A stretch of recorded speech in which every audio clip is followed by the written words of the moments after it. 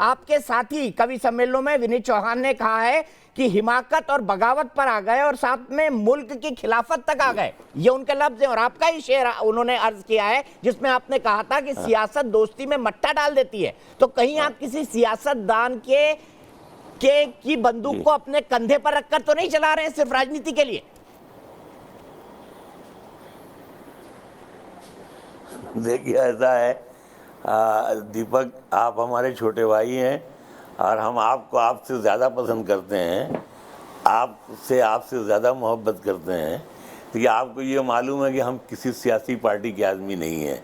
हमारा किसी पार्टी से कभी कोई लेना देना ही नहीं रहा, जायज़ और नाजायज़ कोई ताल्लुक़ नहीं रहा। हमारी अपनी अलग राय है, अलग सोच है। ये हो सकता है हमारी राय कहीं से गलत हो, ये जो भी हो, ये मैं ये नहीं कहता कि मैं जो कह रहा हूँ वो हक बहक सच है, लेकिन ये है कि मेरी अपनी राय है। मैं अपनी राय पे किसी दूसरे की राय क्यों ला दूंगा? अगर मैं कोई बात कह रहा हूँ तो उसका ये मतलब बिल्कुल ना निकाला जाए साहब कि मुझ पर किसी अनिस्टर मनिस्टर ये वो, आप जानते हैं इन सब से तो हम बहुत परे हैं, हमारी कोई इसमें दिलचस्पी ही नहीं है। हमने तो जो एक बात कही कि अदालतों में फैसला होता है, इंसाफ नहीं होता है, एक बात। दूसरी बात यह है कि आस्था का कोई फैसला नहीं होता है। अदालत क्या फैसला करेगी? आस्था तो दिलों का मामला है ना। हम तो ये कह रहे हैं, हमने तो ये बहुत कही ये बात कि भाई अदालत को चाहिए था कि दोनों पक्ष को उठा के बंद कर देता कि भाई जाइए आप लोग वहीं रहिए, अयोध्या में तय कीजिए कहाँ मस्जिद बनेगी, कहाँ मंदिर बनेगा।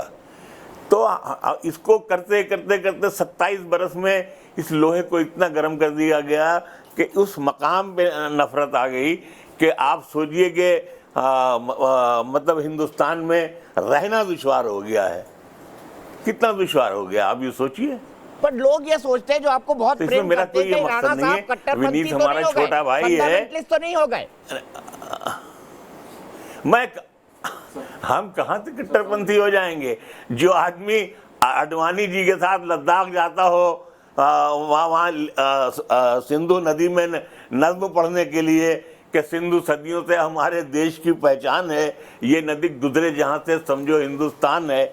जो आदमी रोज़ा खोलता हो जाकर के दिल्ली के केशव कुंज में, जो आदमी मंदिरों में घूमता हो, जो मथुरा में जाकर के राम बड़े ठाकुर के यहाँ शायरी सुनाता हो, उसको आप कैसे कह सकते हैं कि वो कट्टरपंथी हो जाएगा, ये हो जाएगा? हम तो, हमारी बदनसीबी तो ये है कि हमसे मुसलमान भी नाखुश हो, हिंदू भी नाखुश।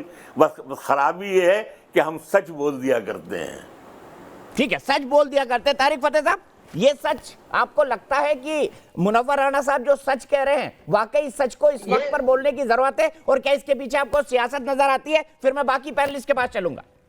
ये पिछले 1000 साल से सच बोल रहे हैं और अपने आप को सैयदों और शेखों और अशरफों के अंदर रख के दिल्ली पे हुकूमत करके हिंदू को नीचा बता के खुद फिर डिफेंस पे जब आते हैं तो कहते हैं हम तो कुछ नहीं कर रहे, सच बोल रहे हैं। भाई एक सेकंड, मुनव्वर राणा साहब जैसे इतने पढ़े लिखे इंसान है कादरी साहब, अब क्यों मेरा मुंह खुलवा रहे हैं? सुन लीजिए उनकी बात को। तारिक फतेह साहब की आवाज जाएगी सिर्फ। कादरी साहब आपके पास भी आ रहा हूं। पाकिस्तान बनाने में यूपी, बिहार और सीपी के मौलवियों और सियासतदानों का हिस्सा है। पाकिस्तान जो था वो पंजाबियों और पठानों और बलोचों और सिंधियों ने नहीं बनाया, जिन्होंने बनाया और फिर बना के रह गए और यहीं पे बैठ के हुकूमत की और ब्लैकमेल किया 70 साल से। अब वीटो कर रहे हैं हर डिसीजन को। अब जब एक आदमी पैदा हुआ जिसने इंसाफ लाया हिंदुस्तान पे, अपने 1000 साल की गुलामी खत्म की है, तो आप ये कह रहे हैं कि शायरी करेंगे और होप करेंगे? ये जब तक उर्दू में शायरी होएगी ये आपको बेवकूफ बनाएंगे।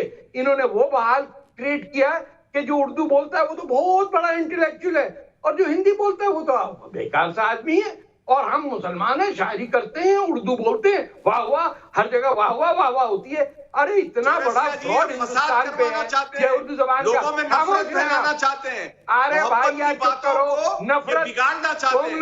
कादरी साहब, आपके दोस्त ओवैसी वो क्या कर रहे हैं? ओवैसी क्या कर रहे हैं जो कह रहे हैं बाबरी मस्जिद थी और है और रहेगी?